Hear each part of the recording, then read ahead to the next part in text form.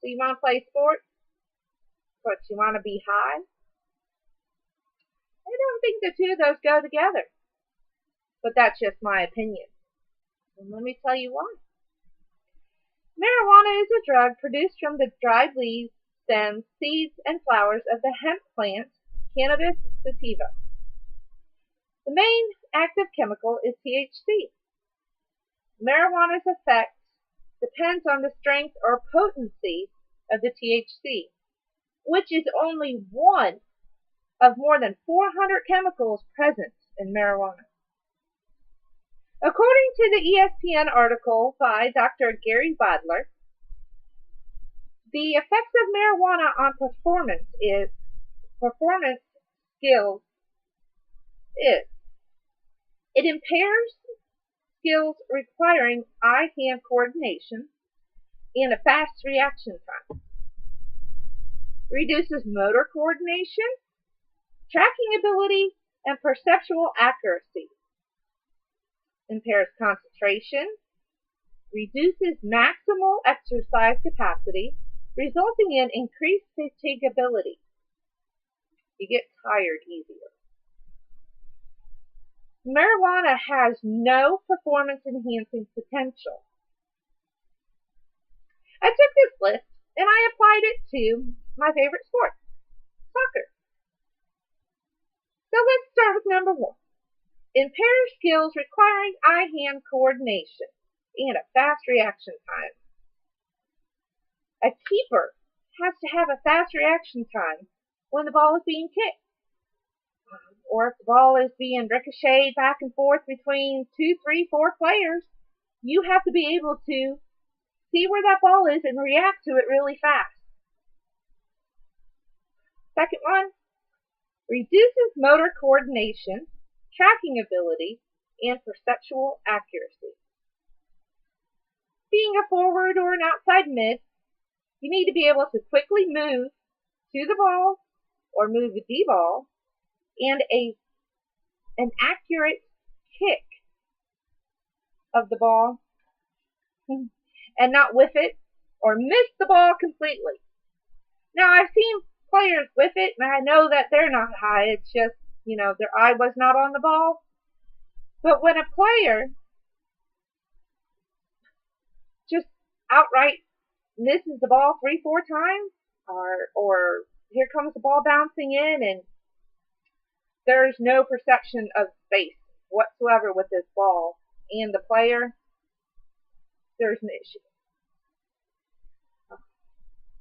Third, impairs concentration.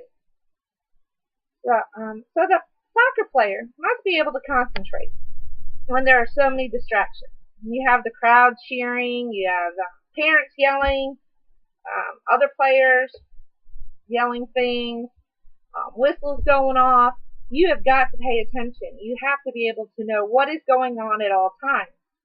And if you make a mistake or you whiff the ball and you're still worried about that going, where'd the ball go? No, you're messing up the rest of the team. This is a team sport. This is not an individual sport. And with you getting high just because it feels good to you does not help the other 10 players on the field, or the players sitting on the bench that don't get to play, but yet you are playing when you're on drugs. Reduces maximal exercise capacity. As a soccer player, you run an average of 7 miles a game. That's 3.5 miles the first half, maybe 4, 3.5, maybe 4 the second half, depending on what position you play.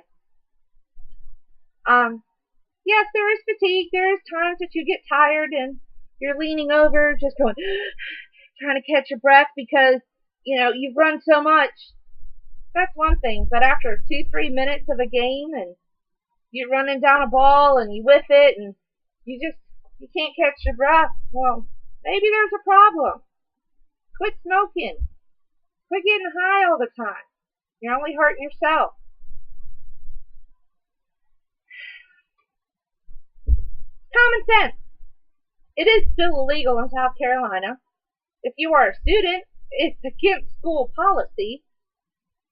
And if you are a student athlete, it is against state high school league rules to have any drugs in your system that is illegal, including marijuana. I personally feel that the schools and athletic programs should have the right to test the student athlete for drugs, especially if there's a concern. As a coach, you see it. You know it's being done. Do something. Don't let it continue and warp other players that you have that are up and coming, or turn other players away because they feel that it's wrong and they voice their concern. You tell them, oh, don't worry about it. That's not right. The drug use in sports.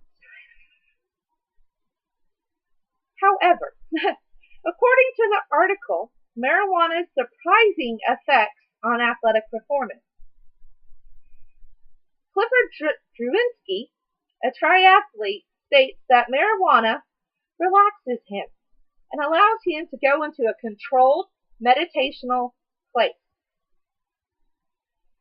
Outside Magazine correspondent Gordy Migros wrote in the February 2015 issue of Outside Magazine that he tried a cannabis gummy, 10 milligrams, while on a snow-covered mountain, and wrote, quote, with a slight yet very functional high, I felt invincible and proceeded to attack the steepest lines without fear. End quote. Or he went on the most advanced slopes with no fear whatsoever. According to Stanford Medical School professor Keith Humphreys, there is a scientific explanation for this. He states, we have cannabinoid receptors throughout our brain, and when the THC hits those receptors, it triggers a system that reduces anxiety.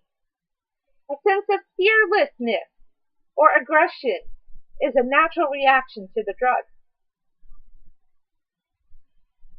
The World Anti-Doping Association bans cannabis use during competition, citing studies that say the drug decreases anxiety and increases airflow to the lungs.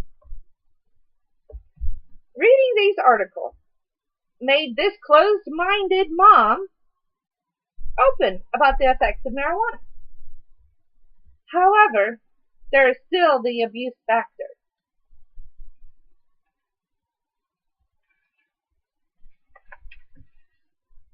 In fact, with all drugs, prescribed, recreational, and illegal, there is a problem with abuse. As a former high school coach, I observed on many occasions an athlete high. In the past, this athlete was untouchable. Their actions were overlooked because he had raw talent. Where's that athlete today? I'm not sure, but I know he's not playing college soccer. He's not doing anything with that raw talent. Maybe if he put some of that raw talent and a coach helping him, motivate him to put forth towards his education. However, it is what it is. You're our own person, our own boss. I do not believe being high helped this athlete. Quite the opposite. They did not take the competition seriously, lashed out at others, and was even physically abusive at times. This may be the reason that I feel so strongly against marijuana use for athletes.